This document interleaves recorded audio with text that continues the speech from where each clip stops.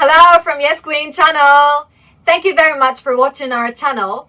And in today's video, I am going to give a very fresh and very honest review on Ride or Die.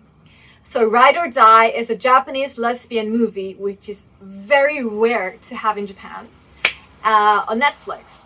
And it's very new, so Netflix released it only on April 15th, so it's very fresh and new. Yes. So the storyline is that this girl called Rei, she falls in love with her classmate in high school, but her classmate didn't love her back, And then her classmate actually gets married in the future. So nothing ever happened between them, but Rei really fell in love with her classmate. And then after 10 years, Rei found out that her classmate's husband's been abusing her. It was very severe domestic violence. So Rei actually kills him and they run away together, Rei and her classmate. So that's the storyline. And so Kiko Mizuhara plays Rei. Yeah, so if you've watched Queer Eye in Japan, you know Kiko Mizuhara. She's very cute. Yeah, so this is Ride or Die, and from now on, I'm going to give my review. It's very honest, and really, it's gonna be very honest. So, and it's also like a spoiler alert. So if you haven't watched it, please come back after watching it because I would like to know what you really thought about it. Okay. And so I watched it with my best friend, because it's on Netflix. So my girlfriend, she prefers like big screens. So she loves going to the cinema, or she loves watching it on TV, But so she doesn't like to watch it on smartphone or like laptop. But we're just too lazy to get the cable to connect to the telly. So, usually when I watch something on Netflix, I watch it by myself or with my friends. But after watching Ride or Die, I had so much to say. So I just had to talk to my girlfriend, and my girlfriend is like, oh, really? Yeah, so she was like, oh, maybe I should watch it to see, how she feels. But yeah, I'm terrified to know what she's gonna think. Yeah, but anyway, so this is going to be totally my personal review, okay? No offense to anyone. Yeah, so I'd like to start with the good news. Yes, I'd like to start with what I enjoyed and what I liked. So the first thing is that in Japan it's very rare to have LGBTQI+ themed movies, especially lesbian ones. So I appreciate they tackled to create this lesbian themed movie. I really respect that. I really appreciate that effort. Yes. And secondly, Kiko's role, Rei, her role was very complicated and very difficult to play, but I could see Kiko putting all her efforts into playing that role. So I really appreciate her doing that. Yeah. And also she had this pink hair and it really suited her. She looked really cute with pink hair. Yeah. And my favorite role, my favorite character was Mika. So Mika is Rei's current girlfriend. So Mika is older than Rei. She's mature and just really beautiful. So Yoko Maki plays the role. So if you don't know Yoko Maki, just Google. She's very beautiful. And so yeah, so this role, Mika, I thought, she was very realistic. I could relate to her. I'm not in her shoes, but I could understand how she's feeling because she was very realistic in expressing her feelings. So she is in very few scenes, but all the scenes that I thought oh, it's so real, or I could just relate, were the scenes with her in it. And the reason is that she showed the struggles, our struggle, us being women and falling in love with women and being with women. Sometimes we struggle, the societal problems, when it comes to acceptance and everything. Sometimes we struggle, just because we love the same gender. And Mika really, Yoko Maki really I don't know, expressed that struggle so well. I could feel it, and also I could really tell that she really loves Ray, and I love the movie Carol so much, and I also think like A Portrait of a Lady on Fire is very good, and these are both lesbian movies. I love them both, and there are so many reasons why I love these movies, but like one of the reasons is that because it's not all about just lesbian, just two women. It's about pure love. When it comes to loving someone, gender shouldn't matter, and Carol and Portrait of a Lady on Fire really depicts that so well. And also like when Mika was communicating with Ray, Mika was very heartbroken, of course, but what mattered to Mika the most was that Ray is happy. Ray is the one that she really loved. And of course, it really broke her heart, That broke my heart, like watching it, but Mika put Ray's happiness first. And that was, like I'm still getting goosebumps, like just thinking about it, but like, yeah, like it really showed that she really loved Ray. That was beautiful, yeah. So yeah, like I really appreciated Yoko Maki for playing that role, yeah, because it was really real, yeah. And after watching that movie, I only repeated the scenes with Yoko Maki in it like few times, yeah. Each scene, yeah. So yeah, I really appreciated Yoko Maki in that movie that much, yeah. And also there's another another amazing actress called Ann Suzuki. So she plays Ray's stepsister, and so she's heterosexual. Like this stepsister is heterosexual, but she understands Ray's real love towards her old classmate, and she's, her attitude shows that gender really shouldn't matter when it comes to loving someone. And yeah, like that was really, really encouraging, yes. And yeah, and I thought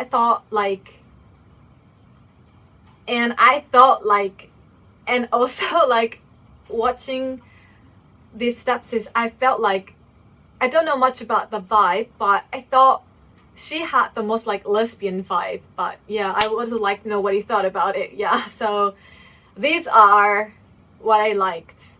Okay, and from now on I am going to share the bad news, what I really didn't enjoy, what I really didn't appreciate. Yeah, so overall I thought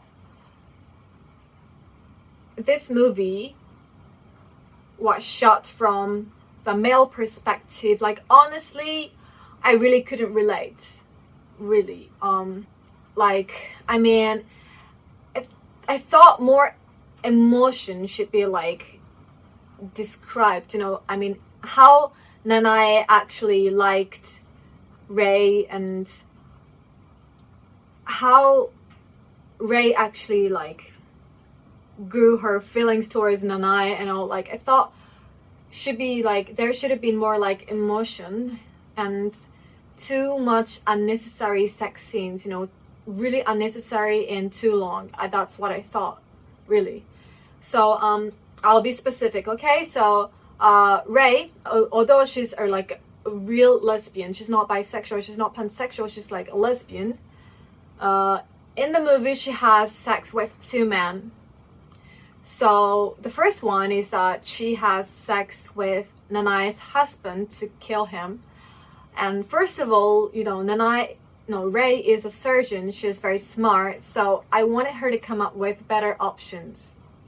She could have just lived with Nanae, to protect her, or Nanae's body was covered with bruises already from her husband's abuse, violence. So she could have just reported to the police or something, So that's what I thought, first of all. And I really am against murderer, but let's say, murderer was really the only option that they had. They really didn't have to have this like sex scene for too long, from the beginning. Like the sex scene was too long, and I felt like it was really unnecessary. So from the very beginning, I was like, what am I watching really, you know? And after that, she even tells Nanai that, oh, I lost my virginity. I'm like, is that really, really necessary? You know, that really got me puzzled. And the second one is that, you know, after Ray killed Nanai's husband, they ran away. And while they were running away, Ray had sex with a taxi driver.